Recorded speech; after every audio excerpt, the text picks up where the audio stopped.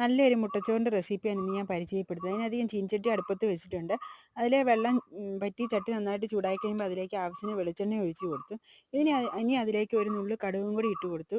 അതിനുശേഷം അതിലേക്ക് ഒരു സബോളയുടെ പകുതിയും പിന്നെ ഒരു തക്കാളിയും കൂടെ ചെറുതായിട്ട് അരിഞ്ഞ് ചേർത്തിട്ടുണ്ട്. ഇനി നമുക്ക് നന്നായിട്ട് ഇളക്കി കൊടുത്തതിന് ശേഷം അതിലേക്ക് ഒരു ചെറിയൊരു സ്പൂൺ ഉപ്പ് ചേർത്ത് കൊടുത്തു. പിന്നെ ഒരു പത്തലമുളക് 3ആയിട്ട് കീറിയിട്ട് അതും കൂടെ ചേർത്ത് കൊടുത്തു.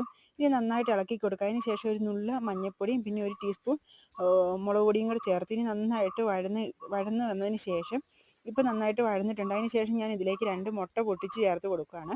ഇനി നന്നായിട്ട് നമുക്ക് ചിക്കി എടുക്കണം. ഈ ചിക്കി ഒരു പാകമായതിനു ശേഷം ഞാൻ ഇതിലേക്ക് ഒരു 1.5 തവി ചോറും കൂടി ചേർത്ത് കൊടുക്കുന്നുണ്ട്.